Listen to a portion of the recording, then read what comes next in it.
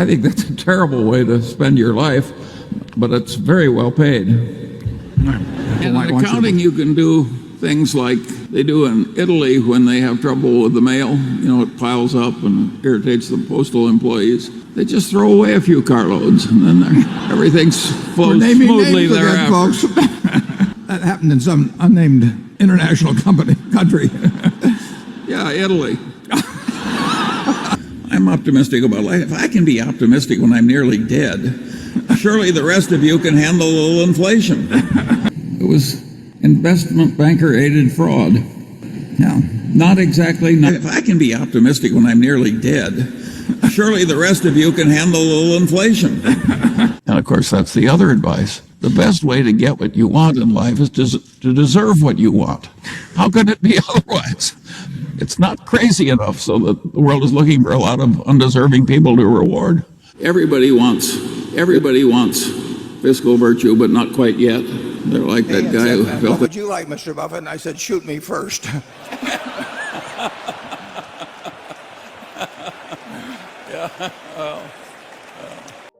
People spend their whole lives asking the wrong question about retirement. They ask, how much money do I need? That's the wrong question. The right question is, how much time do I have left? And here's the problem. Nobody knows the answer to that one. But everybody pretends they do. They assume they'll live to 85, 90, maybe longer. They plan for decades of retirement. They build spreadsheets and run Monte Carlo simulations. They optimize for tax efficiency and Social Security timing. And then they die at 59 or 62 or 67. I've watched it happen more times than I can count. Smart people, careful people, people who did everything right except for the one thing that mattered most. They waited too long. I've been thinking about this for a very long time. At 99 years old, I've outlived most of my friends, several business partners, and a few people who were absolutely certain they would outlive me. The actuarial table said I should have been dead 20 years ago. I'm still here, but I know plenty of people who should still be here, and they're not. So let me tell you something I've learned. The cemetery is full of indispensable people who are going to retire next year. Next year never came for them. It might not come for you either. Before I talk about retirement, I need to tell you about the worst year of my life, because everything I understand about time, I learned from that year. In 1953, I was 29 years old when my marriage fell apart. My wife got the house. I got a terrible yellow Pontiac in a room at the University Club that my friends described as dreadful. I was a lawyer, but not a successful one. I was broke in every way a man can be broke. But that wasn't the lesson. That was just the setup. The lesson came a year later when my son Teddy was diagnosed with leukemia. He was 8 years old. Now, you have to understand what leukemia meant in 1955. Today, the cure rate is above 90%. Back then, it was essentially zero. When the doctor told me my son had leukemia, he was telling me my son was going to die. There was no hope. There was no experimental treatment. There was nothing. I paid for everything out of pocket. There was no insurance for something like this. But money was irrelevant. I would have paid everything I had, everything I would ever have, for a cure that didn't exist. For months, I watched my boy die. I would go to the hospital, hold him, then walk out and wander the streets of Pasadena, crying.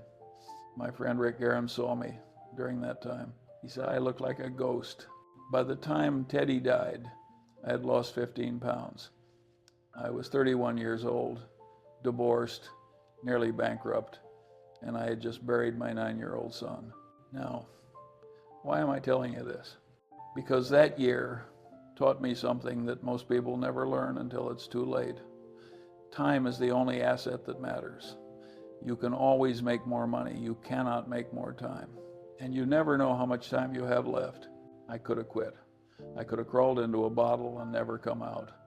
A lot of men in my situation did exactly that. But I thought about Benjamin Franklin, my hero since childhood.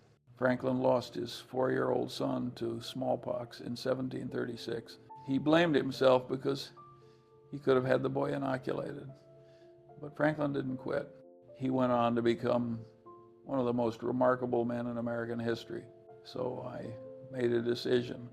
I told myself, you can cry, but you can't quit. I've lived by that ever since. And I've applied it to everything, including the question of when to stop working. Let me teach you something useful. It's called inversion, and it's one of the most powerful mental tools I know. The great algebraist Carl Jacobi used to say, invert, always invert. He solved hard problems by turning them backwards. And I've applied that principle to everything in my life: investing, business, relationships, and yes, retirement. Most people ask, how do I have a successful retirement? That's the wrong approach.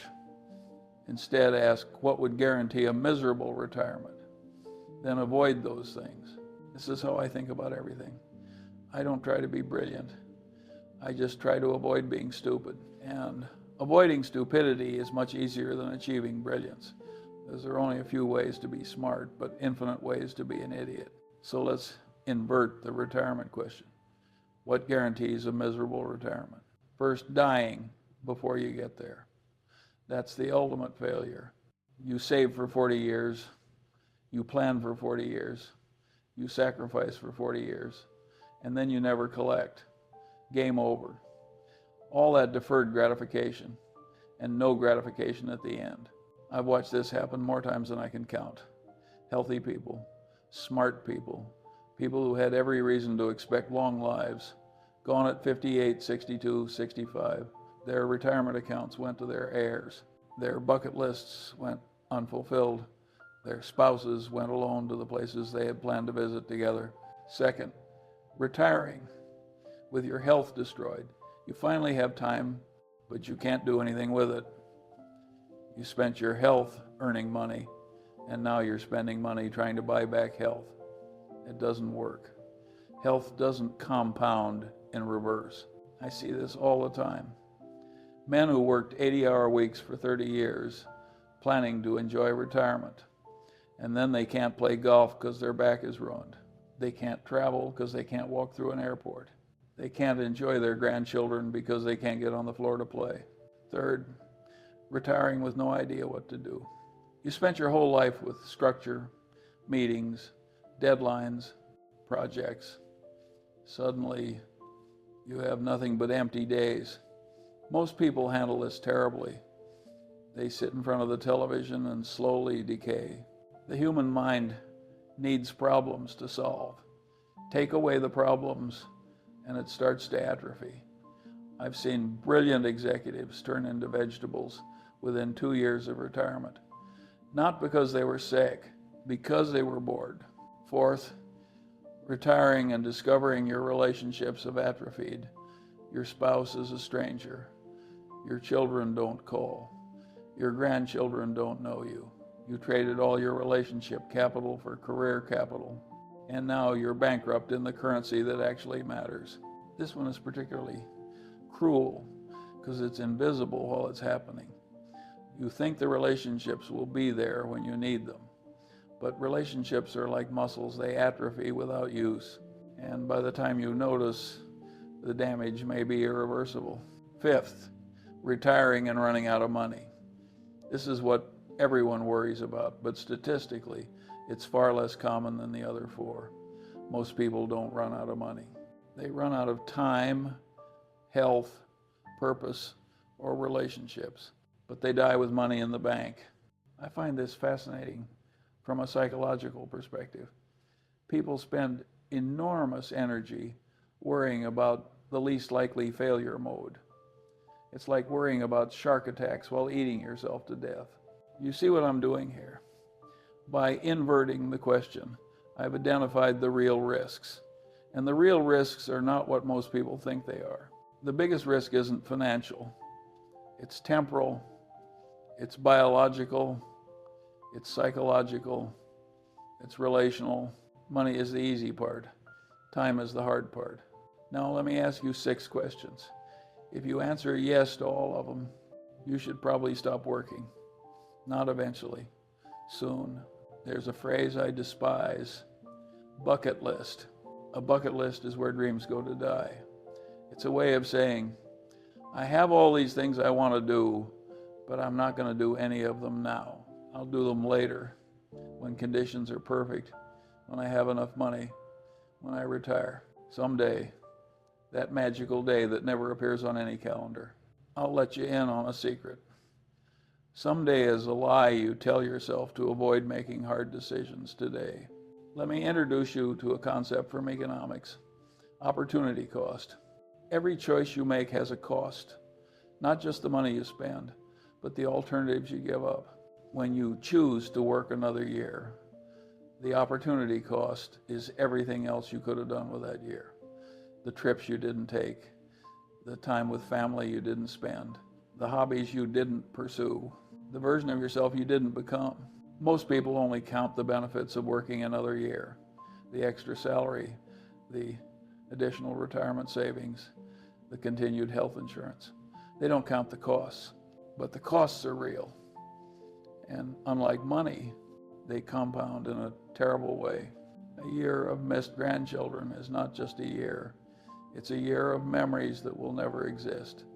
It's a foundation that will never be laid.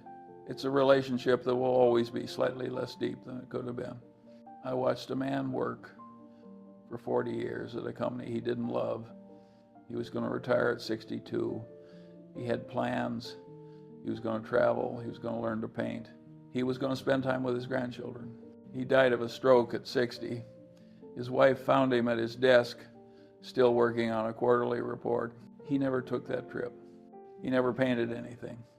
His grandchildren remember him as the grandfather who was always busy, always tired, always saying next time. There was no next time. No, I'm not saying you should be irresponsible. I've spent my whole life preaching deferred gratification. The first $100,000 is a bitch, but you have to do it.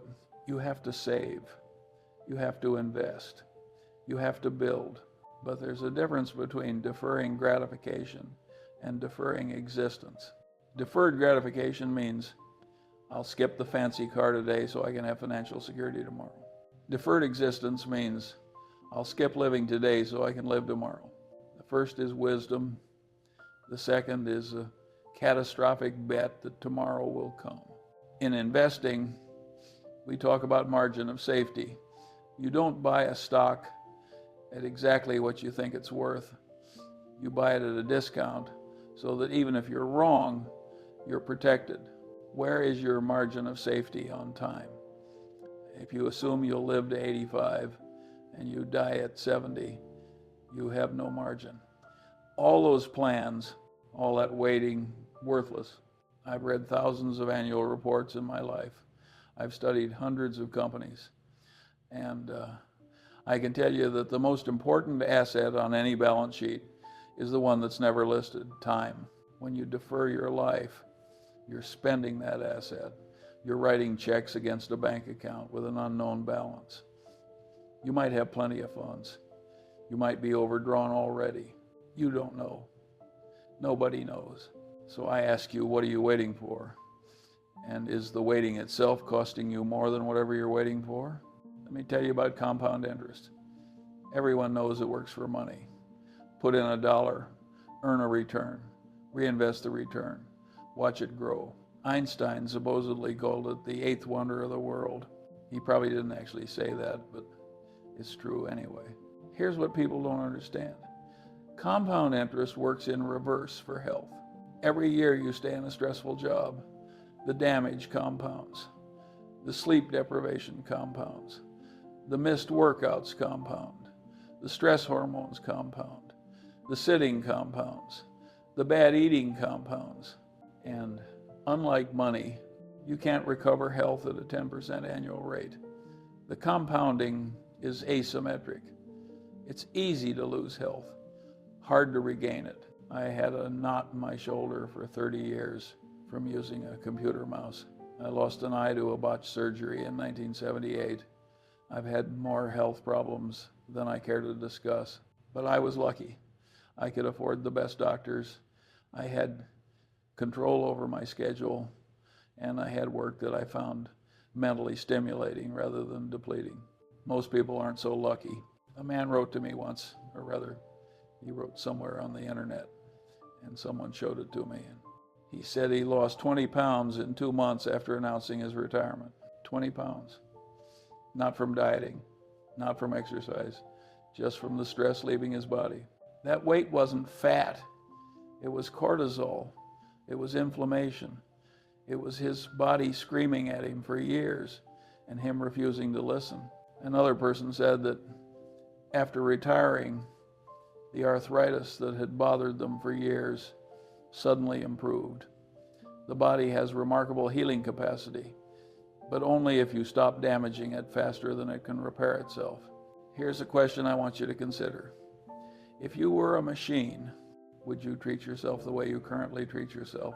If your car was making strange noises, leaking fluid and running rough, would you say, I'll deal with it after I finish this project? I'll deal with it next quarter. I'll deal with it when I retire.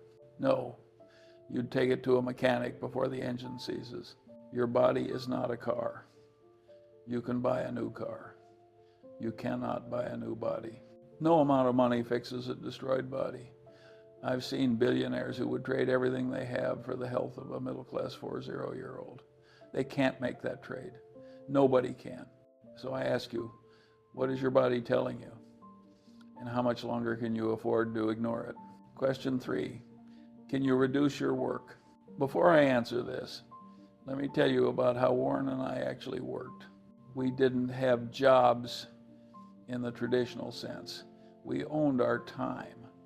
If Warren wanted to spend a week reading annual reports, nobody was going to fire him. If I wanted to spend a month studying psychology, nobody was checking my time card. That's the real luxury of wealth, by the way. Not the private jets, not the houses, the ownership of your own time. But most people don't have that luxury. They have bosses, they have meetings, they have expectations, they have the illusion of being irreplaceable. I say illusion because here's the truth. The cemetery is full of irreplaceable people. The day after you die, someone will be sitting at your desk. They might do the job worse than you did. They might do it better, but they will do it. So when people tell me they can't reduce their work, I'm skeptical. What they usually mean is, I'm afraid to reduce my work. I'm afraid of what my boss will think. I'm afraid of falling behind. I'm afraid of being seen as less committed. Fear. It always comes back to fear. Now, some people genuinely cannot work less. They have demanding roles with no flexibility. They have financial obligations that require full income. I understand this. But many people use these excuses when the real problem is psychological. They've built their identity around work. They don't know who they are without a job title. The thought of empty time terrifies them. If that's you, you have a different problem. It's not that you can't work less, it's that you're afraid to. And that fear won't go away when you retire. It will just manifest differently. Here's my suggestion. Try an experiment. Take a week off, not a vacation where you check email every 2 hours. A real week off. See what happens. See how you feel. If the answer is relieved, you should probably work less. If the answer is anxious, you need to figure out why before you retire. Otherwise, you'll spend your retirement being anxious with more free time. And if you truly cannot work less, if your job genuinely doesn't allow it, if your industry doesn't permit it, if your boss won't hear of it, then you need to ask yourself a harder question. Should you be working at all? Because a job that won't let you live isn't a job. It's a prison with a paycheck. And the warden doesn't care if you die in the cell. Question 4. Do you want more time with family? After Teddy died, I could have retreated from family. A lot of men do that after losing a child. They can't bear the pain, so they build walls. They become emotionally absent. They protect themselves by refusing to love fully again. I did the opposite. I remarried. I had more children. Eventually, I helped raise 8 kids, 6 of my own, 2 stepchildren. I never made any distinction between them. Why? Because I learned something when Teddy died. I learned that love is not a limited resource you have to protect. Love is a muscle. The more you use it, the stronger it gets. Every summer, the whole family would gather at Star Island in Minnesota, not because I had to be there, because I wanted to be there, because that's what life is actually for. Let me teach you another concept: relationship capital. In business, we talk about financial capital, human capital, intellectual capital. But there's another form of capital that most people ignore until it's too late: relationship capital. Relationship capital is the accumulated investment in your connections with other people. It's built slowly through thousands of small interactions: a dinner here, a phone call there, showing up when it matters, being present when it's inconvenient. And just like financial capital, relationship capital compounds. A strong relationship at 40 becomes an even stronger relationship at 50, which becomes an unshakable bond at 60. But there's a catch. You can't build relationship capital from an office. Warren and I used to joke about the billionaires who spent all their time acquiring money and none of it with their families. What's the point? You can't take the money with you. But the relationships, those are the only things that matter when you're lying in a hospital bed at the end. Nobody on their deathbed says, "I wish I'd spent more time at the office." That's a cliche, because it's true. But here's what people don't understand. You can't cram relationships. You can't save them up for later. You can't make up for lost time. A man told me, or rather, I read somewhere that his grandsons were skittish around him when he was working 60 plus hours a week. They didn't know him. He was a stranger who showed up occasionally with presents. Think about that. His own grandchildren were nervous around him, not because he was a bad person, because he wasn't there. After he retired, he rebuilt those relationships. But he had missed years he could never get back. His grandchildren's first steps, first words, first days of school. He wasn't there. He was at the office doing something he can't even remember now. This is what economists call opportunity cost applied to relationships. Every hour you spend at work is an hour you're not spending with the people who love you. That's obvious. What's less obvious is that some opportunities expire. Your children will only be young once. Your parents will only be alive for so long. Your spouse will only have so much patience. Your own body will only be capable of certain activities for a certain number of years. These are not renewable resources. When they're gone, they're gone. A woman wrote about her husband who died at 59. He had saved his whole life but never got to retirement. But she added something important. Thankfully, he had the wisdom to marry me, and I made him live. We traveled, we had kids, we camped. She forced him to build relationship capital even while he was working. She dragged him on vacations. She insisted on family dinners. She didn't let him become a stranger in his own home. That's the only reason he had a life worth remembering. Because someone else made sure he invested in relationships, even when his instinct was to invest only in his career. So I ask you, who are you neglecting? And what will you have left when you finally have time for them? Question 5. Do you know what you'll do? This is where most people fail at retirement. They spend decades dreaming about freedom. And then when they get it, they have no idea what to do with it. They sit on the couch, they watch television, they slowly lose their minds. I've seen it happen to brilliant people. Executives who ran billion-dollar divisions reduced to watching game shows. Engineers who designed revolutionary products spending their days arguing with strangers on the internet. Doctors who saved lives now unable to get out of bed before noon. The problem isn't retirement. The problem is purposelessness. Let me tell you something about the human mind. It's a problem-solving machine. That's what it evolved to do. Find problems, solve problems, repeat. When you take away the problems, the machine doesn't rest. It turns on itself.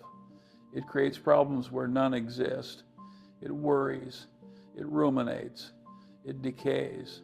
This is why so many retirees develop depression, anxiety, cognitive decline. It's not because retirement is inherently bad. It's because they retired from something without retiring to something. Let me tell you what I did with my time. I read. I read constantly. My children joked that I was a book with a couple of legs sticking out. Warren reads 500 pages a day. I tried to keep up. But I didn't just read for entertainment. I read to learn. I read to get a little wiser every day. I went to bed every night slightly less stupid than I woke up. That was my purpose. The acquisition of wisdom. In my USC speech, I told those law students, wisdom acquisition is a moral duty. It's not something you do just to advance in life. It requires a lifetime of learning. I believed that. I lived that.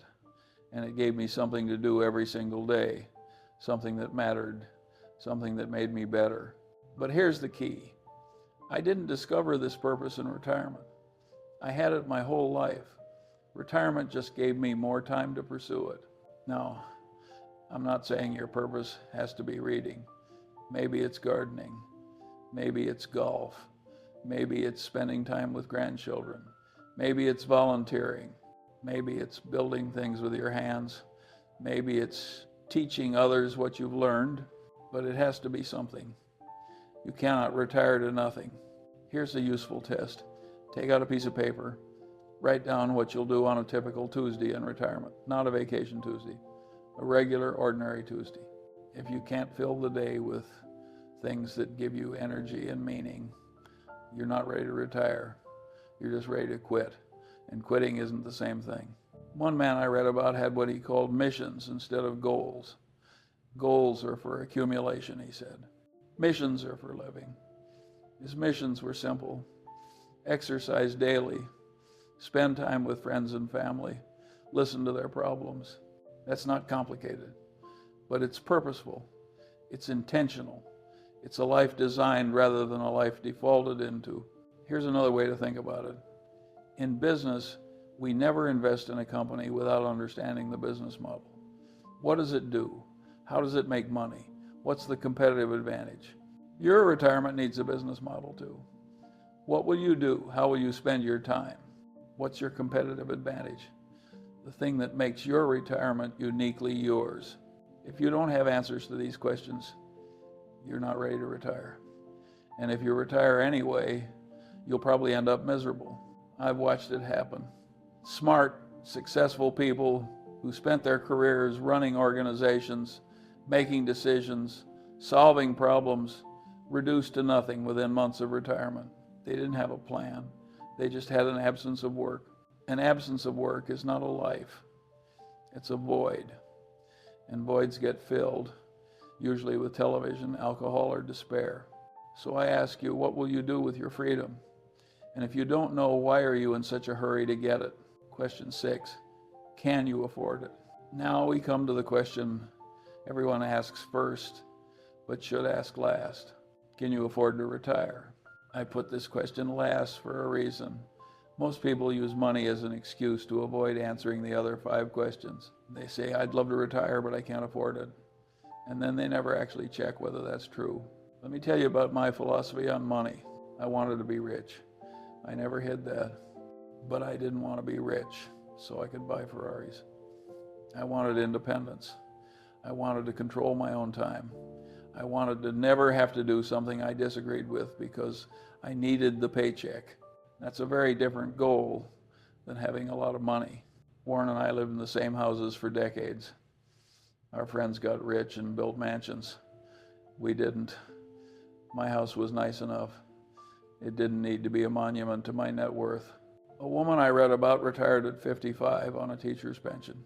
She's visited 67 countries since then. 67 countries on a teacher's pension.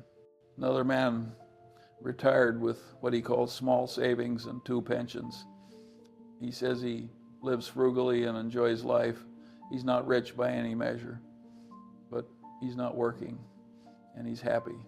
Meanwhile, there are people with $10 million who are afraid to retire. They run the numbers over and over. They worry about inflation. They worry about market crashes. They worry about healthcare costs. And while they're worrying, they're dying day by day, hour by hour. Here's what I've learned about money and retirement. Most people need less than they think. They overestimate their expenses because they're used to a lifestyle that work enables: the commuting costs, the professional wardrobe, the expensive lunches, the stress eating, the retail therapy. When you stop working, many of those expenses disappear. They underestimate their adaptability. Humans are remarkably good at adjusting to circumstances. If you have to live on less, you'll figure out how. You'll move somewhere cheaper. You'll find free entertainment. You'll discover that most of the things you bought didn't make you happy anyway. And they dramatically overestimate the probability of worst-case scenarios. Yes, the market could crash 50% the day after you retire. Yes, you could have a major health expense. Yes, inflation could spike, but you could also die next year. And then all that worrying was worthless. Here's my suggestion. Run the numbers honestly, not pessimistically, not optimistically, honestly. What do you actually spend each month? What will you spend in retirement, accounting for the changes in lifestyle? What income will you have? If the numbers work, stop making excuses. If they don't work, figure out what you need to change and then change it. The biggest financial risk isn't running out of money. It's being the richest person in the cemetery. I've never visited a tombstone that listed someone's net worth, and I've visited a lot of tombstones. The real question, we've covered 6 questions. 1, are you deferring your life? 2, is your health declining? 3, can you reduce your work? 4, do you want more time with family? 5, do you know what you'll do? 6, can you afford it? If you answered yes to all 6, I want you to hear something clearly. What are you waiting for? I know what you're waiting for. You're waiting for certainty. You're waiting for the perfect moment. You're waiting for someone to give you permission. Here's your permission from a 99-year-old man who has seen more than most. There is no perfect moment. There is no certainty. There is only now. Let me tell you something about certainty. I've spent my entire career making decisions under uncertainty. Every investment I ever made was a bet on an uncertain future. Every business decision was a guess about what would happen next. Every partnership was an act of faith that the other person would do what they said. You know what I learned? The people who wait for certainty never act. And the people who act despite uncertainty are the ones who build something worth having. Retirement is no different. You will never have perfect information. You will never know exactly how long you'll live, exactly what your expenses will be, exactly how the markets will perform, exactly what your health will do. You are making a decision in the fog of uncertainty. That's okay. That's life. The alternative, waiting for the fog to clear, is just another way of dying at your desk. When Becky Quick asked me about my approach to life, I told her about my Soldier On system. Hardship will come. You handle it by soldiering through, and rare opportunities will come. You have to recognize them and not make too small a trip to the pie counter when the opportunity is there. Retirement, for many of you, is the pie. It's sitting right there, and you're standing in front of it, calculating, worrying, hesitating. Take the pie. Let me tell you one more thing about Teddy. When he died in 1955, leukemia was a death sentence. There was nothing anyone could do. I watched my son die knowing that all the money in the world couldn't save him. I would have given everything, every dollar, every investment, every business to save him, and it wouldn't have mattered. Today, the cure rate for childhood leukemia is over 90%. If Teddy had been born 40 years later, he would probably still be alive. He'd be in his 70s now. He might have grandchildren. He might be sitting next to me, listening to me give this advice. I think about that sometimes. What would Teddy have become? What would he have done with his life? Would he have been an investor, a doctor, a teacher? I don't know. I'll never know. That's the cruelest part. Not just the loss, but the wondering. But I know what Teddy would tell me if he could. He would tell me what I'm telling you now. Don't waste it. Don't postpone it. Don't assume you have time, because you don't know. Nobody knows. That's what progress looks like. That's what civilization has accomplished. And I got to watch it happen. I got to see medicine advance, technology transform, the world become something unrecognizable from my childhood. I got to see it because I lived, because I didn't quit, because I soldiered on. But I also got to see it because I didn't waste the time I had. After Teddy died, I could have spent the rest of my life grieving. Instead, I remarried, had more children, built businesses, read thousands of books, learned everything I could about how the world works. I didn't defer my life. I lived it. And when I look back, which at 99 I do quite often, I have very few regrets. Not because everything went well. It didn't. I lost a child. I lost an eye. I lost my first marriage.